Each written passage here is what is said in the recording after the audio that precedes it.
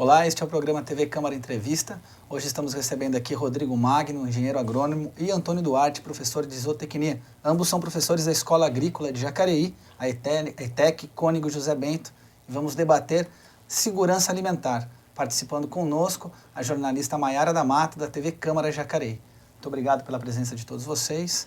Bom, para começar, eu gostaria que vocês explicassem para a gente o que é segurança alimentar, o que é esse conceito de segurança alimentar. Bom dia, né, a todos. Bom, esse conceito de segurança alimentar já vem há muito tempo, né? O próprio esse termo de segurança é um termo que veio da Primeira Guerra Mundial mesmo, de uma nação, de uma região ter essa questão de, né, garantir o alimento à sua população, né, à sua comunidade como um todo. Então esse conceito mais, né, trabalhado até os tempos de hoje, passou por algumas mudanças, e hoje nós chegamos num conceito, né, que é a questão de a população ter acesso aos alimentos, e ao alimento, que é esse alimento? Um alimento de qualidade, né, um acesso suficiente a suprir todas as suas necessidades, né, e produzido de forma correta, sustentável, né, que não traga grandes impactos à saúde humana como ao meio que a gente vive, né? Então, de forma bem resumida, esse acho que é um conceito, né, Quer dizer, não é só ter acesso ao alimento, mas aí a gente está falando também de qualidade de alimento, professor Antônio, ou a gente está falando também da forma como esse alimento é produzido. Bom dia para todo mundo. A ideia é exatamente essa. A questão da segurança alimentar, acho que tem dois pontos. Um é a quantidade de alimento produzido e a segunda questão é de que forma ele é produzido. Isso é extremamente importante para você observar o quanto da agricultura pode impactar o ambiente em que a gente vive. E isso traz uma questão importante, né? Você precisa produzir de forma que preserve os recursos naturais. Uma coisa que tem acontecido muito, principalmente a cultura de exportação, né, e umas outras culturas mais importantes aí, importantes que eu digo para a balança de pagamentos, ela talvez não siga aquelas recomendações que seriam adequadas e aí os impactos ambientais que está todo mundo vendo aí. É bom deixar claro, né, que diferentemente do que todo mundo pensa, quem menos impacta o ambiente no mundo são os produtores rurais, apesar de passar essa impressão, né? E a gente tem que tomar cuidado com isso, porque senão fica imaginando que, olha, determinada coisa a área urbana pode fazer e a área rural não pode. Tem que tomar esse cuidado. E vocês acreditam que a nossa segurança alimentar, pensando como um todo, ela está em risco atualmente? Isso aí não é uma questão de acreditar ou não, é uma questão de observar os números. A quantidade de alimento que tem estocado no mundo é suficientemente importante ou básico para sustentar a população que tem no mundo. Os estoques são suficientes. Se você pegar os dados, você vai observar isso. Mas, mesmo assim, quase um terço da população do mundo passa fome, né? Então, a segurança alimentar não depende só da quantidade de alimento que tem. As pessoas precisam ter acesso ao alimento. E, normalmente, essa questão que é básica, né, para a sobrevivência humana, ela não tem, porque para ter acesso ao alimento precisa ter dinheiro. Professor, e aí a gente então vai encontrar uma incoerência muito grande, porque o que a gente vê hoje é as frentes de expansão agrícola, econômicas, elas estão abrindo cada vez mais novas frentes, e a gente está colocando em risco biomas como a Amazônia, o Cerrado brasileiro, e uma das justificativas para isso é justamente a necessidade de produzir alimentos, né, para combater essa questão da fome. Então, já desde 46, a gente tem, acho que Josué de Castro fez um livro chamado Geografia da Fome, que ele já falava que a questão da fome era muito mais uma questão de distribuição do alimento do que de abrir novas frentes ou de novas áreas de plantio. Então, o que a gente tem se tanta gente ainda passa fome, se a gente tem uma produção de alimentos que seria, em tese, suficiente para combater essa mazela aí no mundo? Essa é uma questão bem importante mesmo, né, para a gente tratar isso daí. Porque o acesso, né?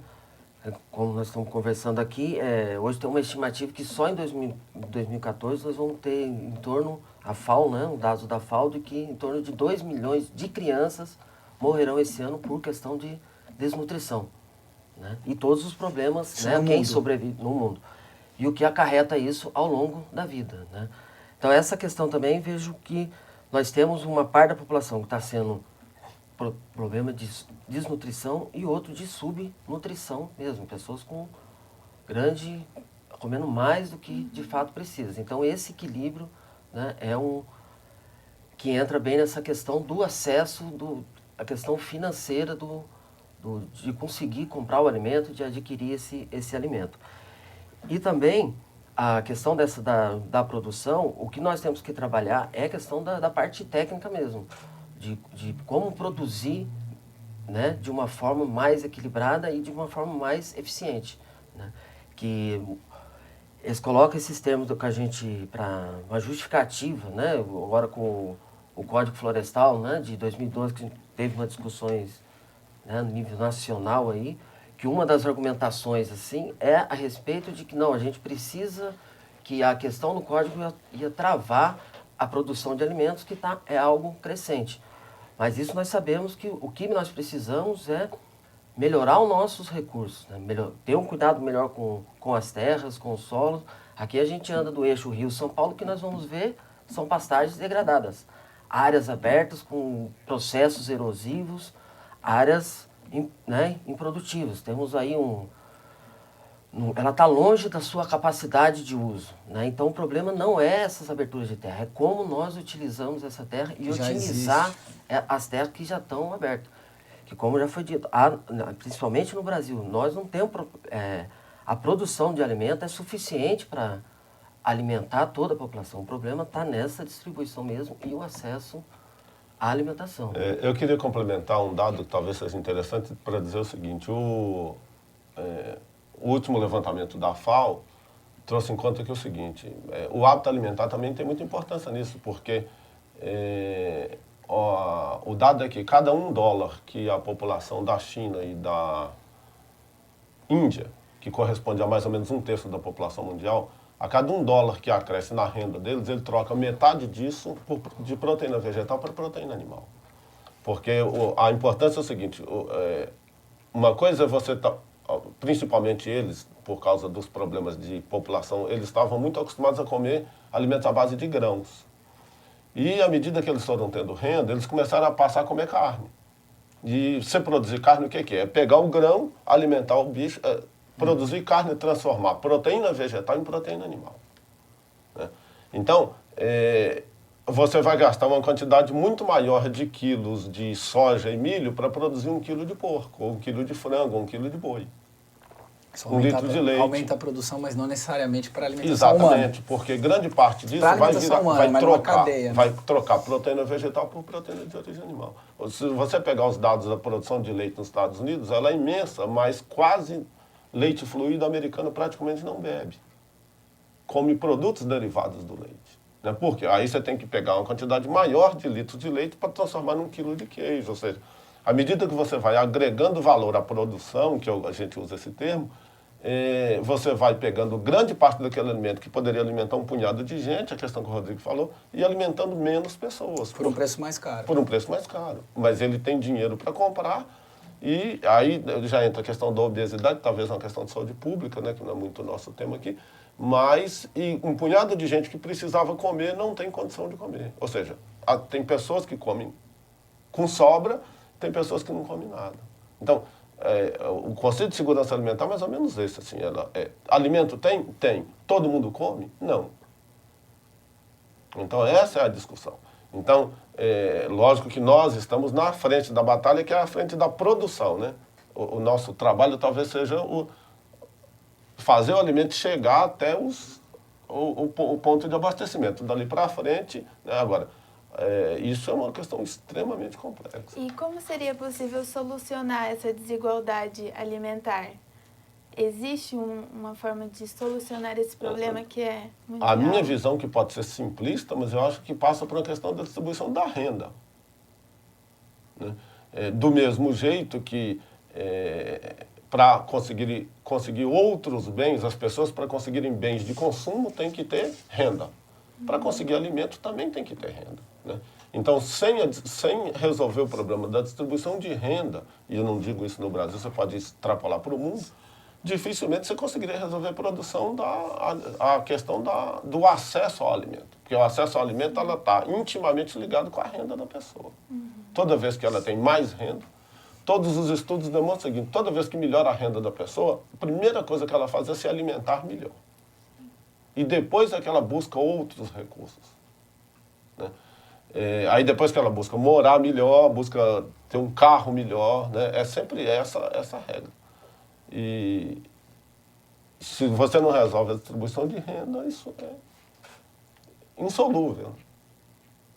Professor, o senhor acha que o Brasil, nos últimos anos, ele veio, economicamente, milhares de pessoas ascenderam, né? Socialmente, a classe C e D, a gente vê dados em relação a isso.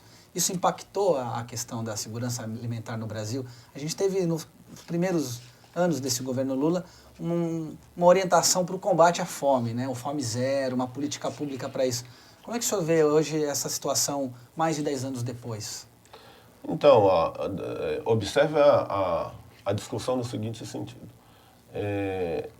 A produção de alimentos e o acesso ao alimento passa pela valorização do trabalho no campo. Porque a cada ano que passa, as terras continuam... Se você pegar os fatores da produção, terra, trabalho e capital, o país tem mais capital, tem a mesma terra e tem menos pessoas para produzir, porque o trabalho no campo, a cada ano que passa, é menos valorizado. É um trabalho como se fosse um trabalho no sentido pejorativo mesmo, né? Um trabalho menor. As pessoas que vivem no campo são menos qualificadas, menos instruídas, menos cidadãs, né? Como se isso fosse possível, mas é essa a regra. Então, as pessoas migraram para as cidades e ou seja, a questão, valorizar o trabalho no campo, as linhas de crédito governamentais, o acesso ao crédito para produzir, né? Você hoje... O acesso ao crédito para comprar um bem de consumo na cidade hoje é instantâneo, né? Se você quiser comprar um carro, daqui meia hora você compra. Agora, o acesso ao crédito para produzir no campo, ele ainda é extremamente complexo, burocrático, cheio de garantia, né? E as pessoas vão ficando na terra sem ter a condição de subsistir, ele começa a abandonar, né? E o que é ruim, o que é péssimo, talvez, essas pessoas que abandonam esse trabalho, eles favelizam as cidades, né? Porque eles vêm para cá trabalhar em subempregos, né? Moradias de baixa qualidade, e aí se você for discutir o resto, aí saneamento, né? Não tem coleta de lixo, e vai os problemas que a cidade acarreta, né? E isso impacta também o meio ambiente, que é necessário para a produção por causa dos recursos naturais. Então, isso é uma cadeia. Então, se a gente não tiver a coragem de enfrentar o problema de resolver a questão de trabalhar no campo, esses problemas são insolúveis, né? Se você não tem gente para trabalhar no campo e não valorizar essas pessoas, elas vão parar de produzir e vão vir para a cidade. Bom, esse é o programa TV Câmara Entrevista. Estamos aqui hoje com os professores Rodrigo Magno e Antônio Duarte, da Escola Agrícola de Jacareí. Estamos debatendo segurança alimentar. Conosco também a jornalista Maiara da Mata. Vamos para um breve intervalo e já voltamos na sequência.